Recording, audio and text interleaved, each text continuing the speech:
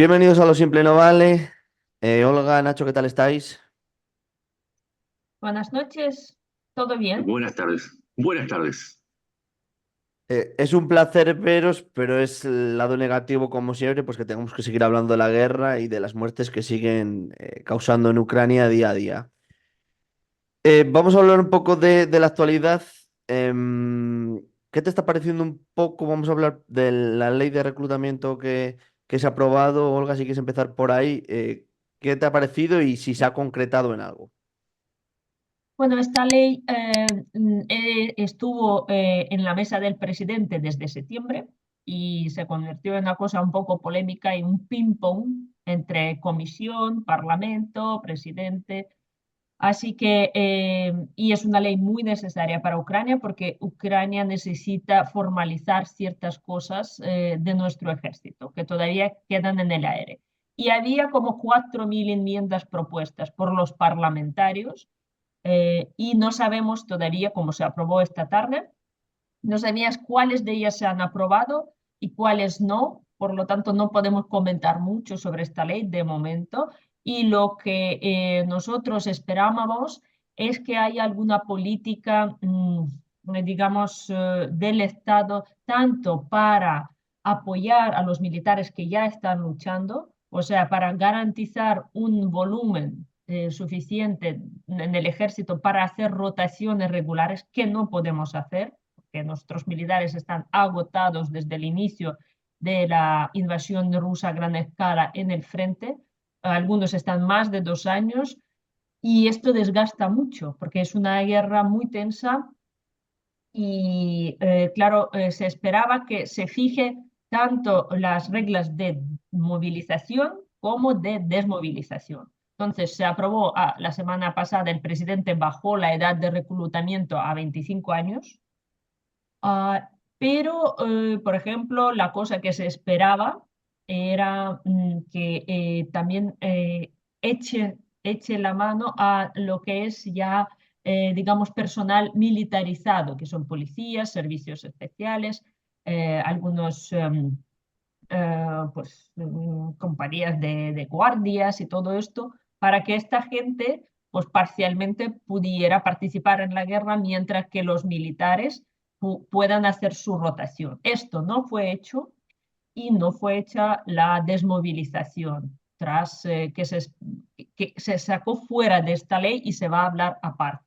Y es muy importante porque, claro, las personas que fueron a defender su país, en la mayoría, han sido voluntarios y no han sido ni siquiera militares profesionales, son gente normal. Por eso muchas veces dicen de las víctimas civiles. Pues las víctimas civiles son incluso los hombres que tuvieron que tomar el fusil para defender su país, que eran profesores, bailarines, actores, eh, pues granjeros, ¿vale? Entonces, no eran militares siquiera y ahora pues se quedan presos a esta guerra, están muy desgastados y no tienen rotación necesaria. Y es algo que el gobierno de Ucrania no consigue regular y no probablemente ni siquiera con esta ley va a conseguir. Y es algo que le quita muchos puntos al gobierno. Sí, sí, además recordemos que a partir de los acuerdos del 2014, Ucrania había reducido su plantel militar, si mal no recuerdo, a 165.000 militares y recién a partir de la segunda invasión sube la plantilla de profesionales a 260.000 y esto en el marco de el ingreso de las tropas rusas. No hubo tiempo, se envió todo lo que se podía enviar dentro de una migración de millones de personas. Ahí se perdió un montón de gente para convocar, y hoy Ucrania tiene que resolver una cuestión que es muy sencilla, y es que aunque apuesta a la tecnología, desde el otro lado, desde Rusia, se apuesta a la masividad, y entonces hacen falta soldados, hacen falta nuevas camadas formadas, y por eso el número este de los profesionales. Y dentro de estas personas que se movilizan para la guerra, vos tenés que tener en cuenta que, como decía Olga, después de 2 años es muy difícil sostener la eficacia de la tropa, pero al mismo tiempo hay otro problema, y es que cuando vos convocás a otra generación de soldados, necesitas un tiempo bastante grande para entrenarlos de tal manera que no caigan enseguida, por decirlo con un eufemismo, en el frente. Entonces, es un problema complicado el que tiene Ucrania porque no tiene la misma mentalidad que Rusia, en los que hay casos corroborados, esto no es propaganda, no es sesgo, donde los mandan con hasta 2 semanas de entrenamiento. Lo normal sería 3 meses, pero los mandan con 2 semanas y están movilizando cada 6 meses 150.000 personas. Más, perdón, esto es el reclutamiento. Después está la movilización, que son dos cosas diferentes. Entonces, cada mes suman 30.000, 20.000 y después hace una movilización de 150.000. Y el número es abrumador porque Rusia a diferencia de Ucrania, no mide el costo en vidas. Entonces Ucrania tiene toda esta serie de desafíos que tiene que resolver de una manera tal que la guerra no termine por ser un problema adicional en los términos de la movilización de la ciudadanía, que ya viene bastante castigada en el frente y en la retaguardia. Y hoy lo vimos, ¿no? Hoy con los bombardeos vemos que estés en el frente o estés en la retaguardia, no hay lugar para que los ucranianos escapen de la guerra. No, y de hecho, mientras ocurre todo esto, con la ayuda de Estados Unidos paralizada, que no se dan cuenta de que si no ayudan ya, Rusia sigue metiendo personas y sigue atacando y no para. Sí, sí, adelante, Olga, adelante. No, yo solo quería decir que hoy salió un material que dice que Rusia ahora mismo tiene un 15% más del ejército movilizado en el frente ucraniano que al inicio de esa invasión. O sea, Rusia Ujú, sí que aumentó bastante sus tropas a lo largo de todo ese tiempo y va a aumentar porque Putin ya convocó una movilización que ya se publicó una orden que se reveló al público de entre 300.000 y 400.000 para este año, con lo cual ujú. Rusia sí que va a tener mucha carne de cañón y Ucrania no se puede permitir esa masacre de su gente, ¿no? Pero muchas veces no tenemos otra opción, como ha dicho Alberto, porque no tenemos armas. Entonces, claro, la gente se desmoraliza porque dicen, no nos mandan armas, no tenemos proyectiles, no tenemos sistemas antiaéreos. Uh, y tenemos que ir a luchar. ¿Con qué luchamos? O sea, es como un círculo vicioso que no podemos Ujú. romper, porque si Ucrania a lo mejor recibe armas tecnológicas, recibe drones, recibe proyectiles, misiles, pues no muere tanta gente en el frente, no hay tantos heridos y hay más, digamos, ganas de luchar porque hay una esperanza a medio plazo. Ahora Ujú. estamos muy perdidos.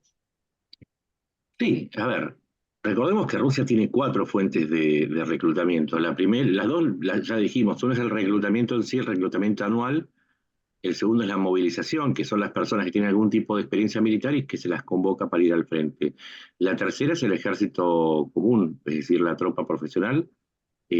Subieron de 800.000 a 1.100.000 la cantidad de soldados que podían componer el ejército de Rusia. O sea, ahí tenés una cantidad bastante grande de gente que se incorpora a las filas. Y la cuarta, no hay que olvidar que Rusia está gastando bastante dinero en convocar a voluntarios, que en realidad son gente bajo contrato de Nepal, de Cuba, de los países de Oriente Medio, de los países del Lejano Oriente. Entonces, lo que hace es echar carne, mucha carne, y a las pruebas me remito, cuando vemos las imágenes de los últimos combates, es muy curioso lo que pasa. Y lo voy a poner con un ejemplo muy sencillo para que la gente lo entienda. Un vehículo de transporte de tropas BMP, de la serie BMP, lleva 9 soldados adentro protegidos de la metralla. Esa es su función, básicamente. Lo que estamos viendo es que están transportando de a 15 a 20 soldados arriba del BMP, expuestos a la metralla, y hasta están usando en este momento desde carros de golf hasta camiones comunes. Están echando gente para abrumar a las defensas ucranianas y resulta efectivo. Entonces han perdido en tecnología, Pero en este reclutamiento hay que entender que Rusia encontró una ventaja que a nosotros, desde nuestra cultura, nos parece horroroso, pero a ellos les resulta efectivo y de esa manera siguen presionando en todo el frente. Entonces hay que comprender cuál es la lógica detrás de este problema. Y es que Ucrania no puede hacer lo mismo. Ucrania no puede mostrar el mismo desprecio por el ciudadano al que manda al frente. Y por eso es que, además de ser menos por una cuestión demográfica y porque no usa estos recursos, ya dijimos, pasó de 175.000 a 260.000, no pasó de 800.000 a 1.100.000, sino que además no los envía enseguida, entonces necesita tiempo. Y ahí hay una diferencia que explica muy bien qué es lo que está pasando en este momento en el frente, más lo que decía Olga, que encima si a vos te envían una, un ataque con 500 tropas de infantería, en una guerra normal lo que se hace es usar la artillería para frenarlos, los bombardeás, pero el hecho de que estén yendo encima de los BMP también, o en camiones que no están blindados, o en carros de golf, que menos, en el golf no hay ningún peligro, implica que Ucrania carece de la artillería suficiente, y los rusos lo saben, como para poder usar estos mecanismos. Esas son las dos cosas, el desprecio por la vida y la seguridad que Ucrania está corta de municiones porque sus aliados, por cada anuncio, por cada 10 anuncios que hacen, llega uno de lo prometido. Y ese es otro problema. Hay un problema entre lo que se dice y lo que se hace en los aliados. Mucho más del lado de Estados Unidos, en donde la gente de Trump sigue bloqueando, o sea, entendamos, vamos por 4 meses del mes del 2024 y no está aprobado. Y Europa, que hasta que se pone de acuerdo, Sí. pasan meses. No, y desde que el otro problema es el mecanismo.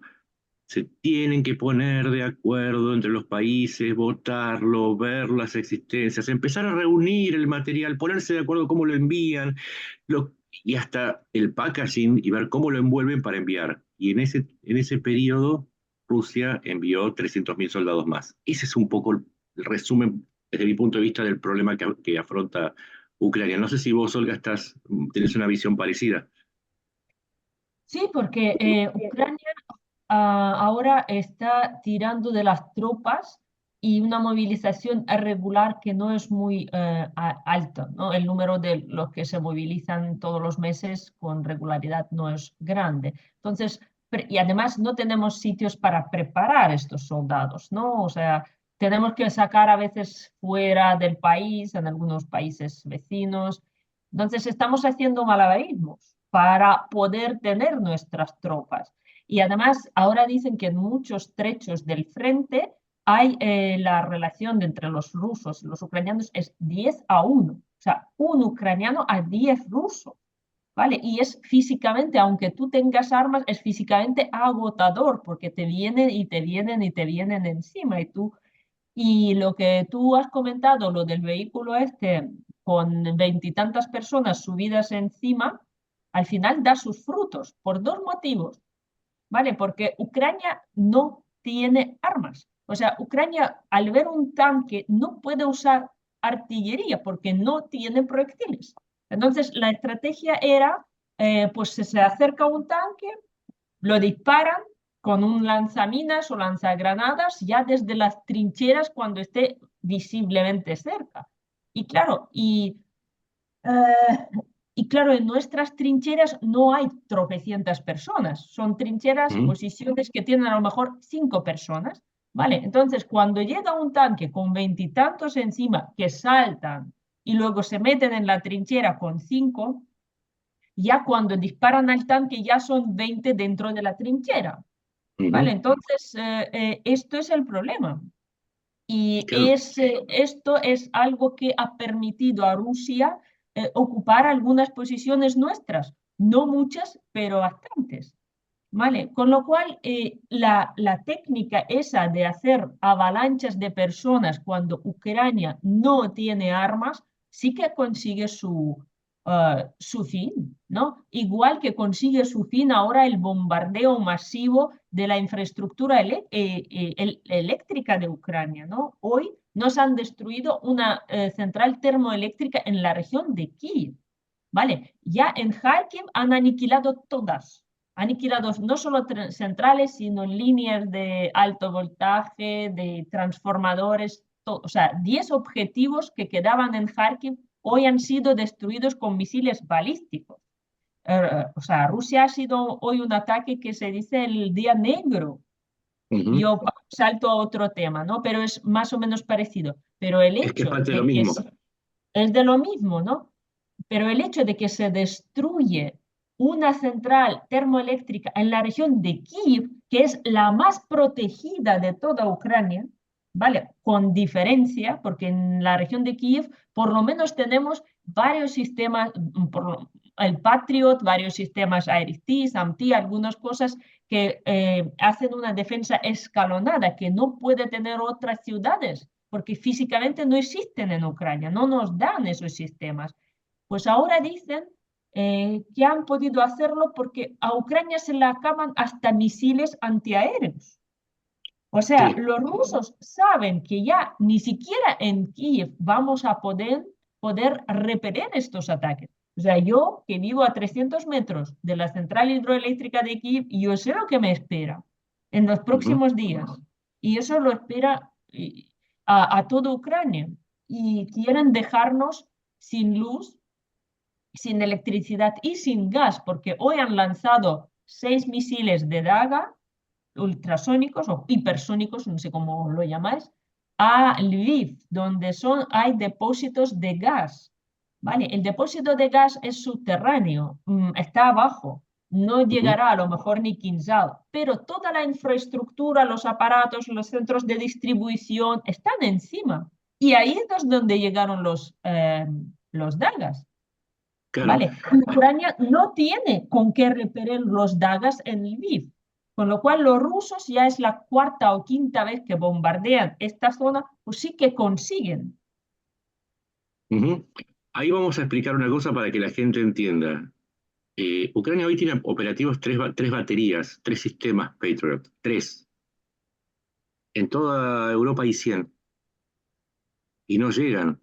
Pero aunque tuviese 3, el otro problema es que cuando hay un ataque, y ahí ahora vamos a explicar por qué se gasta tanto, cuando hay un ataque, vos por cada batería podés gastar entre 30 y 40 misiles, porque no es que uno envía un misil y derriba a otro misil.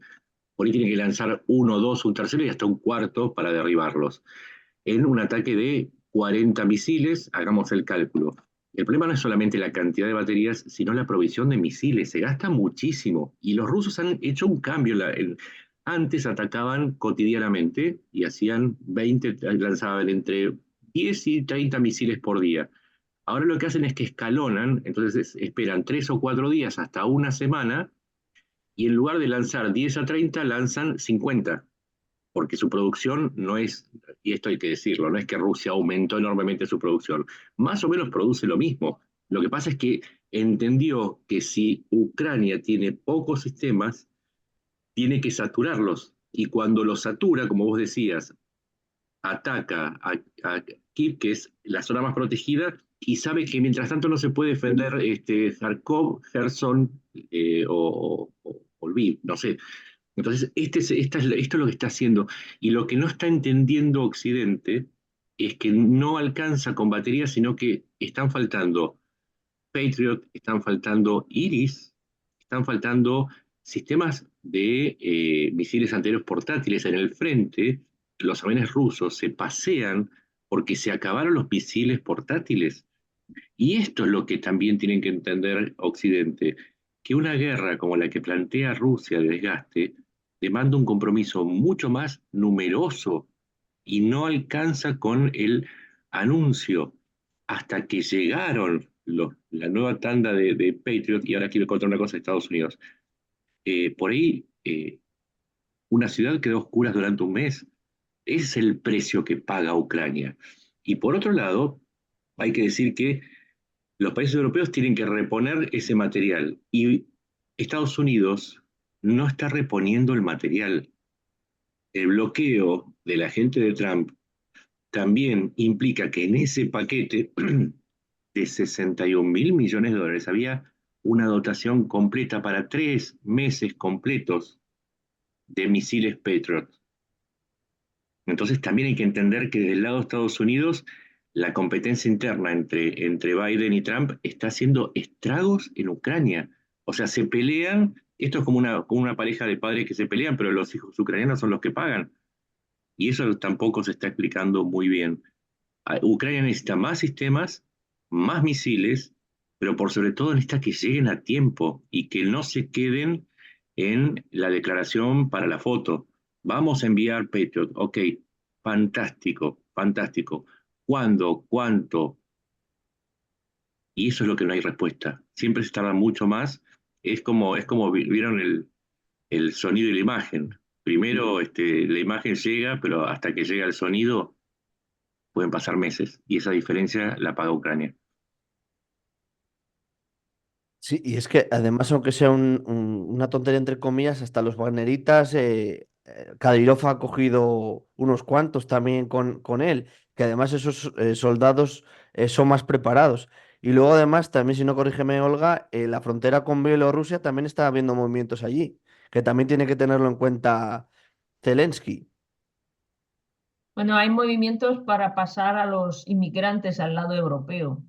Mm. Y eso también lo que han hecho ya y lo van a repetir. Y eso es un poquito para intimidar a Europa, ¿vale? Porque Rusia, ahora, por ejemplo, ayer, Rusia es, para mí es como, nosotros lo llamamos el manicomio, ¿vale?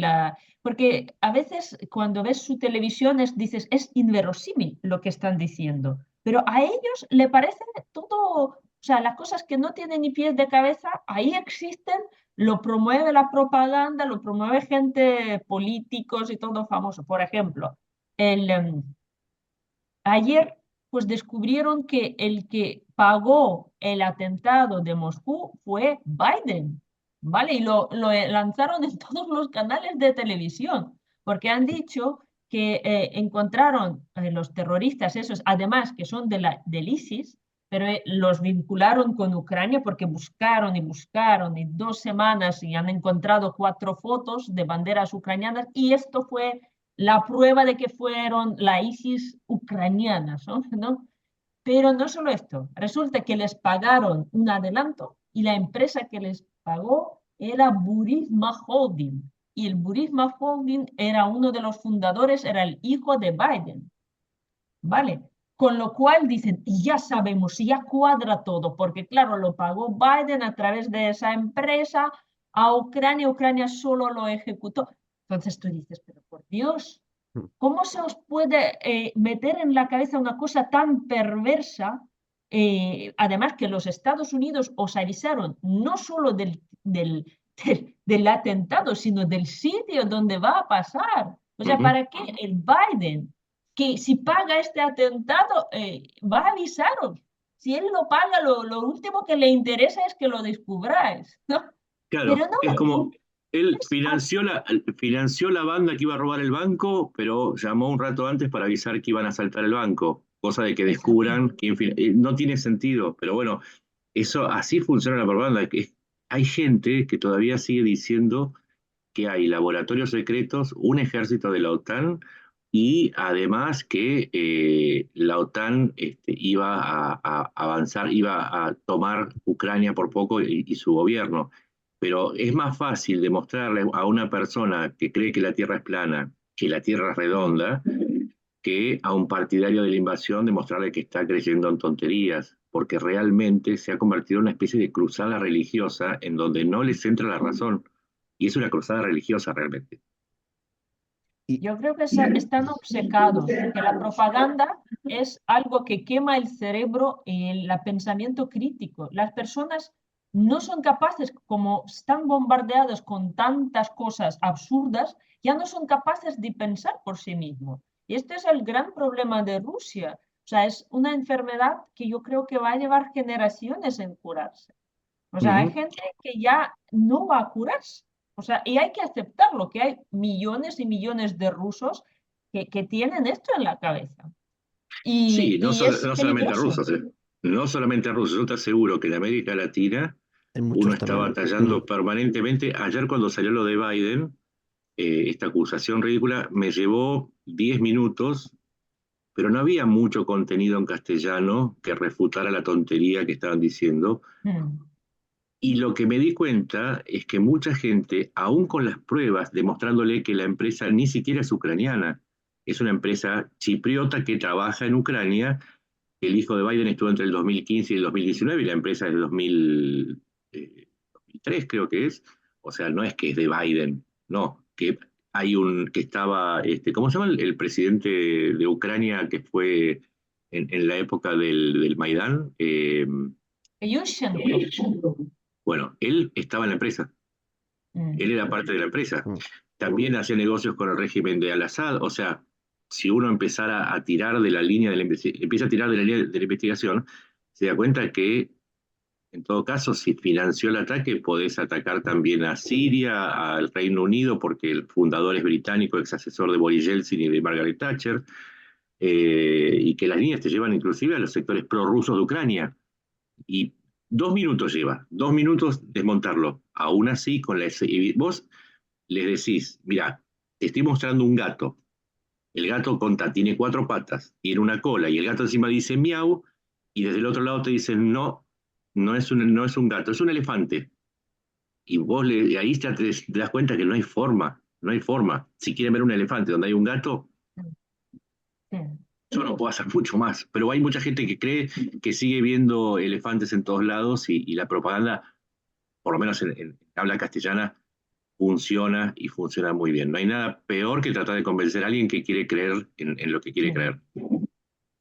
Sí. Pero si es que además, ya no hablo de propaganda, si teniendo en cuenta el problema de seguridad interno que tiene Rusia, yo si fuera ciudadano o ciudadana de ahí pensaría, Con este problema que hace mandando todos los medios desde Ucrania, tendrá que tener también cuidado o responsabilidad sobre la gente que tiene allí, ¿sabes? Porque que mande una guerra absurda, mandas todos los medios cuando estás teniendo, al caso sufrido unos atentados y no tienes seguridad interna, que, ¿sabes? No sé, yo me preocuparía más por los ciudadanos que tengo que en una guerra absurda que se me ha venido a mí, al gobernador se le ha venido a la cabeza. Pero Ujú. Rusia nunca se ha preocupado por sus ciudadanos. Es lo Ya, ya, último que se ya. preocupa Mm. Rusia. El imperio ruso no dejó de existir. ¿Sabes? El problema esto de Rusia es que todos los imperios ya han dejado de existir a mediados, como muy tarde del siglo XX. Y Rusia siguió. O sea, un poquito más pequeña después de la descomposición de la Unión Soviética, pero siguió como imperio.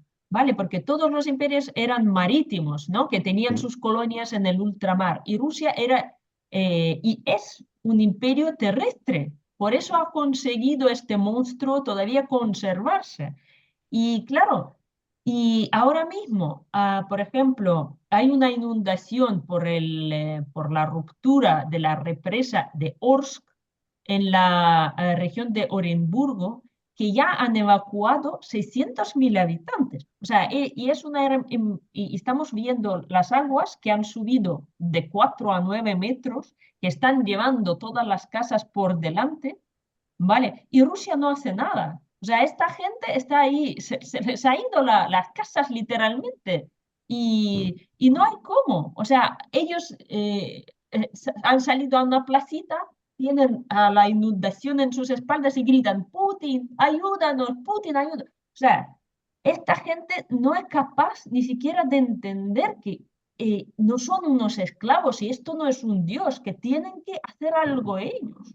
Pero Sí, es absurdo, ¿no? Entonces, esa esclavitud y esta fe ciega en el Dios que tienen ahí es algo incomprensible para la mayor parte de los países democráticos, pero para Rusia es algo que han mamado por siglos Mm. y no sé cuánto todavía mamarán. Espero que Ucrania, porque Ucrania yo la veo, mucha gente no lo ve, pero Ucrania es el país que salva a Rusia.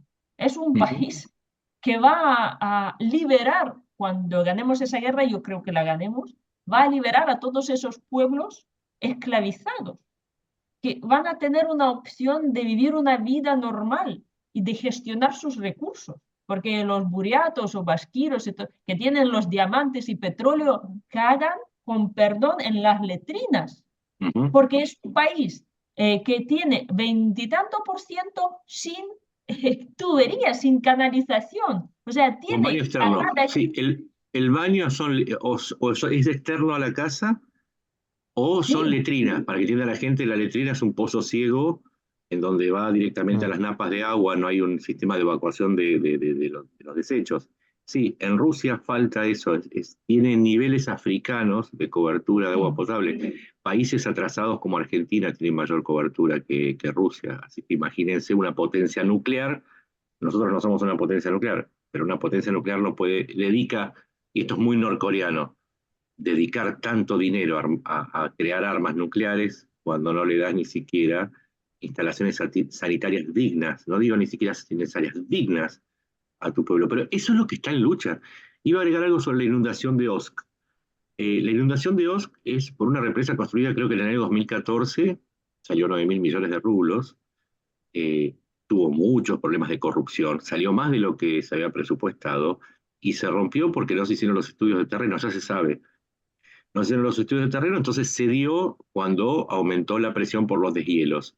Resultado concreto a la vista, 14.000 viviendas abajo del agua, y estamos hablando de 1 metro de agua promedio, 1 metro, en algunos lugares se va a 2 o 3 metros. Una refinería frenada, 7 millones de toneladas anuales de producción frenadas porque se inundó la refinería. Una fábrica de los tanques BMP, los que nombrábamos antes, la única fábrica que fabrica BMP está en la zona de la inundación, dejó de producir. Esto es Rusia. Rusia, además de considerar enemigo a Ucrania, debería entender que su peor enemigo está dentro de Rusia. Y ojalá entendieran que los ucranianos, como vos decís, en última instancia les van a ayudar a entender que el problema es más interno que externo, y si atacaron a Ucrania es para ocultar el problema interno que tienen, que es crónico, y que lo arrastran desde la época de la Unión Soviética. Del Imperio Ruso, ¿vale? O No solo la de Unión los, Soviética. del Desgraciadamente Pedro el tuvieron Grande. un pequeño deshielo con Yeltsin, pero no duró mucho, porque luego vino Putin y volvió a ponerles derecho. Sí, y hay que marcar cosas como que, por ejemplo, los buriatos que van a combatir, que son mayoría, ganan en proporción anual 5 veces menos que el que vive en la zona de Moscú. Es un imperio, siempre dicen que Rusia no es imperialista, es un imperio colonial, colonizó desde Pedro el Grande y Catalina la Grande, han colonizado toda la zona de Siberia, llegando hasta Vladivostok. Eso es todo conquista. Entonces también y ese país que es Rusia, uno le ve la cabeza al oso, que es la zona del eje de Moscú a San Petersburgo, pero tiene un traste muy fofo, que es lo que va desde los Urales para allá. Es un traste fofo y muy pobre. Y ojalá la gente lo empezara a ver a Rusia como es. Así entendería hacia dónde marcha esta guerra. Porque el traste de Ucrania ahora es Europa Occidental. Y esa es la enorme diferencia que por ahora está tardando un poco en nutrir a la cabeza, pero ese es mi análisis estratégico animal de la marcha de la guerra. Y además, Nacho, si me permites otra cosa, aparte de las letrinas, yo lo digo porque por un poco por desespero, porque digo, si a mí me vienen a conquistar los suecos, que son guapos, que tienen un sistema de educación más avanzado, que viven bien, que es el país uno de los más, de todos los niveles, vale, porque vienen como que ponerme algo mejor. Pero si me viene a conquistar la persona que caga en las letrinas, con perdón, es que esto, y además el 40% de los rusos no están gasificados, de Rusia no está gasificada, ¿vale? El país, que es uno de los mayores exportadores de gas, ni se molestó en gasificarlos. O sea, tienen balones que los traen, que no sé qué, y entonces ellos vienen a imponerme algo. ¿Qué me va a imponer un burato con la letrina y sin gas? ¿Qué cultura me va a traer? ¿No? Porque no es el baile del lago de cisnes me va a traer, ¿vale? Este hombre ni ha leído a Dostoyevsky, porque os lo digo que simplemente para que entendáis que es un país que es una miseria, brutal, ¿vale? Es un país que es africano y además ya ahora ha perdido la poca democracia que tenía en los últimos veintitantos años con Putin. Ya no tiene, o sea, ese país ni siquiera es europeo, es asiático atrasado, ¿no? Porque no se puede comparar ni con Corea del Sur, por ejemplo, ni con otros países. Y viene a imponerme, ¿qué?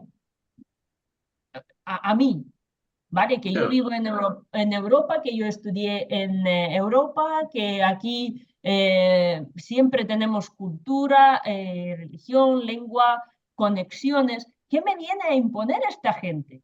Porque ellos claro, son vienen y como, dicen, el mundo es, ruso. es Mundo ruso, una, las es, letritas.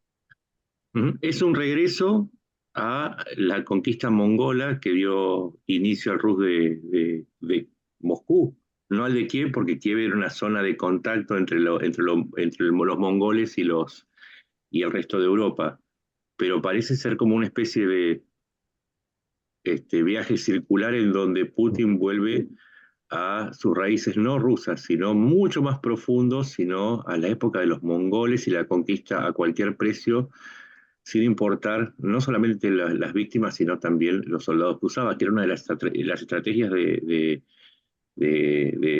los canes, era esa, era abrumar, era concentrar su fuerza en un lugar, destruir, dar el ejemplo para que los demás entiendan y se rindan sin combatir, y una vez que terminaban, iban al siguiente. Alguna vez voy a tener que hacer un hilo sobre los paralelos entre Putin y los mongoles. Me parece que hay ahí hay algo interesante para explorar. Bueno, nosotros directamente consideramos que son mongoles, son las hordas, porque Que ellos sí. han perdido muchísimas cosas, o sea, ellos nunca han tenido una tradición europea. Lo poco europeo que tenían, pues les vino casi todo por Ucrania y alguno por algún país nórdico, ¿vale? Y Sí, el resto era Asia, pura Asia. Y siguen con sí. esta mentalidad de destrucción, de pueblos nómadas, de pues vengo y quemo todo. Esto es Ujú. lo que siguen haciendo, como ha dicho Por Nat. eso, por eso, si siempre el oráculo, siempre insisto lo mismo, el mejor oráculo para adivinar el futuro es aprender de historia, porque uno puede entender qué es lo que va a suceder en el futuro si entiende cómo se repiten los ciclos históricos. Si Europa no entiende que está ante la invasión de una horda y sigue pensando que con las buenas intenciones y con las frases de Facebook se soluciona, en algún momento los va a tener en las puertas de sus capitales y en ese momento le vamos a decir, nosotros les avisamos que los mongoles estaban y ustedes nos hablaban de, no sé, de ecología, de políticas de género, de reducción del Mm. carbono, pero el problema es que los mongoles están tocando la puerta y no lo entienden, todavía no lo entienden muchos, algunos sí.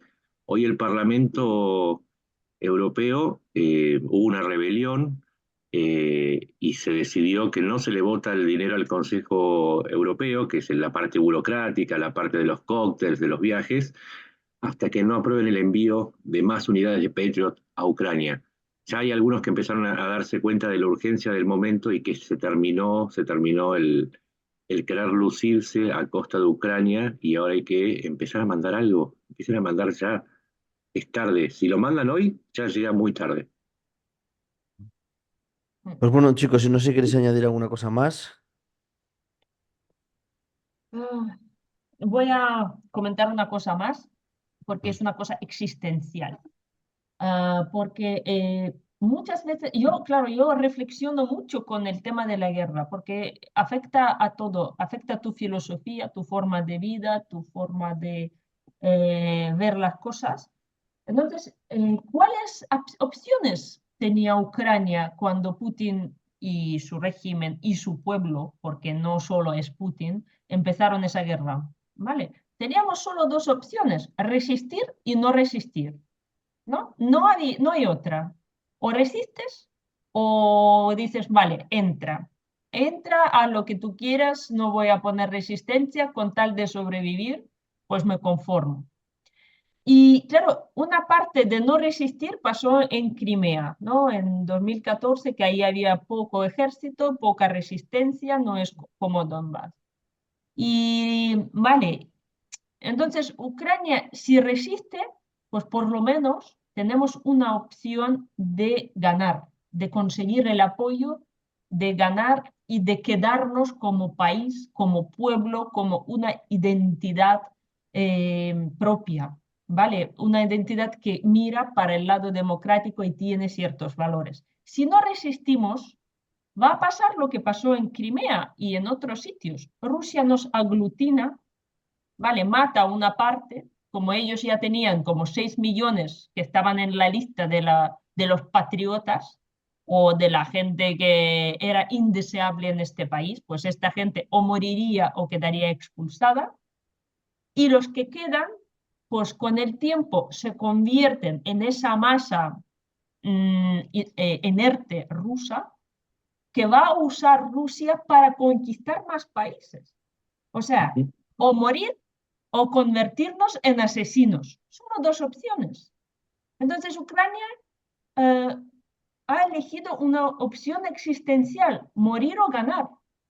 Pero podríamos hacernos como el resto de Europa, de todos los países que dicen, somos pacifistas, no queremos coger armas, no queremos esto, pero a la larga, pues no querer coger armas nos obligarían a luchar como obligan a la gente de las repúblicas no reconocidas, de Donetsk, de Lugansk, de Crimea, a luchar contra su propia gente, contra nosotros y por extensión luego los países que a Rusia se les dé la gana conquistar, Kazajstán, Tayikistán, Polonia, los Bálticos, ¿no? Entonces nosotros optamos por resistir, por defender Europa y por no convertirnos en asesinos. Y yo creo que muy poca gente lo entiende a ese nivel. No sé. Apoyando lo que vos decís, y vamos de nuevo a la historia. Había una opción para Ucrania y era adoptar el modelo de sumisión de Bielorrusia. ¿Sí? Y en ese caso lo que tendrían es un dictador, una sociedad absolutamente supeditada a lo que Rusia necesita y quiere, pero además, y esto lo tienen que entender los europeos, si Ucrania no tomaba las armas y hacía la opción, ejecutaba la opción de Bielorrusia, que se acuerden que hoy en Bielorrusia Putin desplegó armas nucleares en las fronteras de la OTAN. Y si Ucrania cedía, hoy también tendrían seguramente armas nucleares rusas en Ucrania. Está en la historia reciente, solamente hay que ir y consultar lo que pasa si un país no se resiste como Ucrania y lo que va a pasar si no asisten a Ucrania en esa resistencia. Me parece que está clarísimo.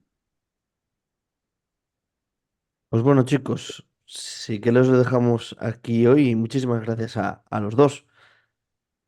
Muchas Pues gracias. gracias a ti, Alberto, por invitarnos y venceremos, que Eso seguimos aquí. seguro, eso seguro. Eso Y ojalá. no, ninguna duda.